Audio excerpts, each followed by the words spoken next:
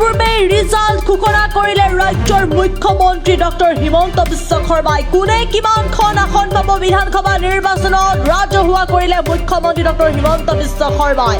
সৰ্বকালৰ অভিলেখ ভংগ কৰি কংগ্ৰেছে পাব 15ৰ পৰা 17খন আসন। তাৰ সমান্তৰালকৈ AIUDFে লাভ কৰিব 5ৰ পৰা 6খন আসন। ৰাইজৰ দলে মাত্ৰ পাব এখন আসন। এজেপিয়ে এখনো আসন নাপায়। তাৰ সমান্তৰালকৈ বিজেপি অৰ্থাৎ শাসকীয় দলে পাব 90খন আসন। নিৰ্বাচনৰ পূৰ্বে ৰিজাল্ট ঘোষণা কৰিলে মুখ্যমন্ত্ৰী ডক্টৰ হিমন্ত বিশ্ব শৰ্মাই।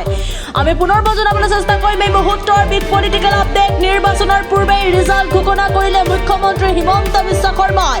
কোনে কিমান আসন পাব বিধানসভা নিৰ্বাচনত সকলো তথ্য ৰাজহুৱা কৰিলে মুখ্যমন্ত্ৰীগৰাকীয়ে। সৰ্বকালৰ অভিলেখ ভংগ কৰি কংগ্ৰেছে পাব মাত্ৰ 15ৰ পৰা 17খন আসন। তাৰ সমান্তৰালকৈ AIUDFে লাভ কৰিব 5ৰ পৰা 6খন আসন। ৰাইজৰ দলে পাব এখন আসন। তাৰ সমান্তৰালকৈ এজেপি অৰ্থাৎ অসম জাতীয় পৰিষদে নাপায় এখনো আসন। বিজেপিয়ে পাব 90খন আসন। নিৰ্বাচনৰ পূৰ্বে ৰিজাল্ট ঘোষণা কৰিলে মুখ্যমন্ত্ৰী ডক্টৰ হিমন্ত বিশ্ব শৰ্মাই। মুহূৰ্তত মন্তব্য আছে, মন্তব্য শুনাও। কংগ্ৰেছে 15টা সিট পাব, 15ৰ পৰা 17টা।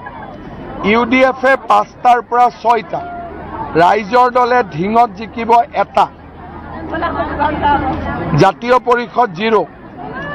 কংগ্ৰেছ 15 to 16। উজনি অসমৰ কংগ্ৰেছৰ কি অৱস্থা?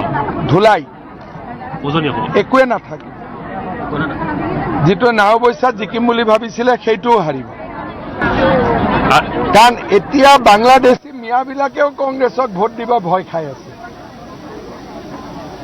সেইকাৰণে কংগ্ৰেছে সৰ্বকালৰ সকলো ৰেকৰ্ড ব্ৰেক কৰি এইবাৰ 20ৰ ওপৰত তেওঁলোকে যাব নোৱাৰে। মোৰ কথা লিখি ৰাখক।